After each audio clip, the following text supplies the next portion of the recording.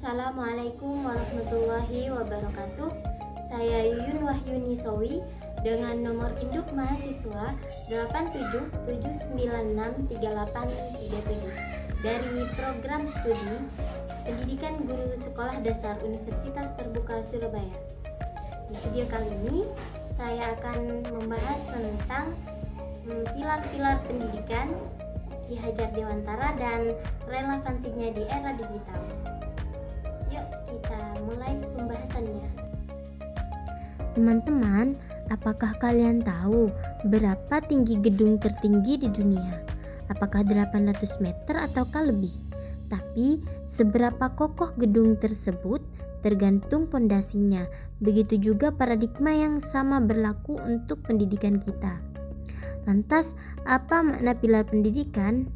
Dalam dunia pendidikan, pilar dapat dimaknai sebagai dasar atau tiang penyangga utama yang memperkuat sistem pendidikan. Pilar pendidikan menjadi pedoman agar proses pendidikan tidak hanya berfokus pada pengetahuan, tetapi juga membentuk karakter, moral, dan kepribadian peserta didik. Tanpa adanya pilar yang kuat, pendidikan akan kehilangan arah dan tujuan. Selanjutnya, prinsip dasar pendidikan Ki Hajar Dewantara. Terdapat 3 prinsip dasar pendidikan menurut Ki Hajar Dewantara yang biasa kita sebut ing ngarso sang tulodo, ing madya mangan karso, dan tuturi handayani. Ketiganya menjadi pilar-pilar yang ditancapkan untuk memperkuat sistem pendidikan bangsa Indonesia. Prinsip pertama, ing ngarso sung tulodo, yang berarti di depan memberi teladan. Seorang guru harus mampu menjadi contoh yang baik bagi peserta didik, baik dalam sikap, perilaku, maupun cara berpikir. Di era digital saat ini, guru bukan hanya mengajarkan materi pelajaran, tetapi juga harus memberi contoh dalam penggunaan teknologi secara bijak, seperti menggunakan media sosial dengan positif dan menghindari penyebaran hoaks. Prinsip kedua, ing madya mangun karso, yang berarti di tengah membangun semangat. Guru harus hadir di tengah peserta didik untuk memberikan motivasi, semangat, dan dorongan belajar.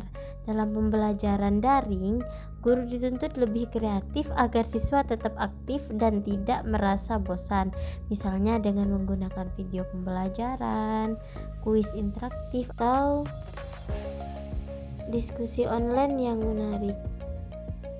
Prinsip yang ketiga yaitu tuturi handayani, yang berarti di belakang memberi dorongan.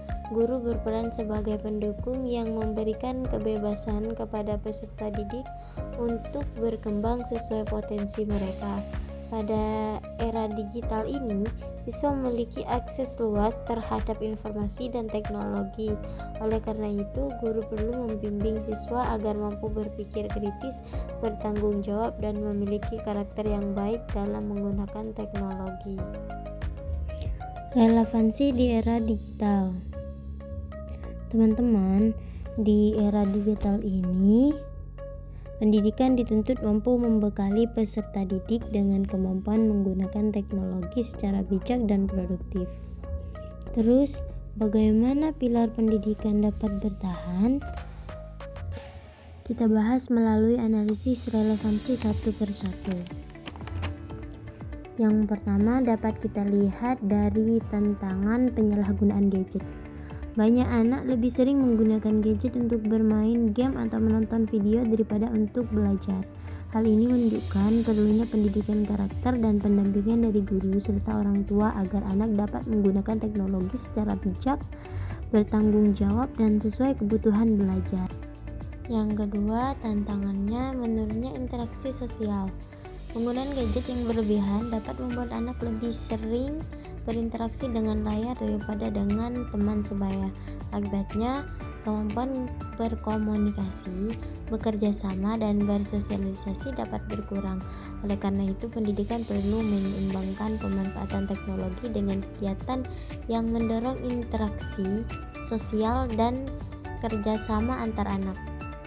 Tantangan yang ketiga yaitu pengaruh konten negatif di internet.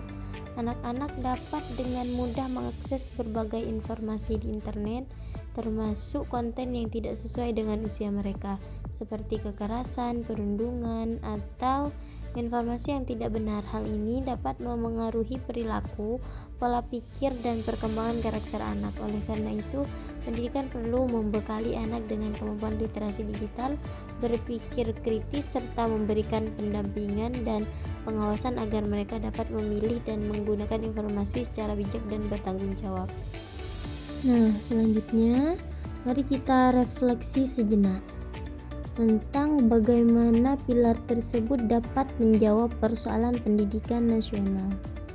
Saat ini, pendidikan sangat sering mengeluh tentang kualitas dan karakter peserta didiknya. Solusinya, guru dan orang tua perlu mendampingi penggunaan teknologi serta mengarahkan anak memanfaatkan gadget untuk belajar.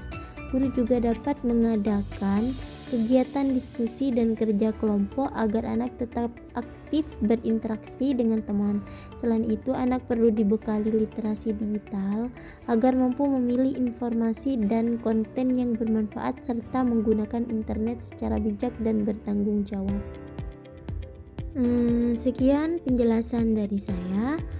Kurang lebihnya saya mohon maaf. Akhiran, wassalamualaikum warahmatullahi wabarakatuh.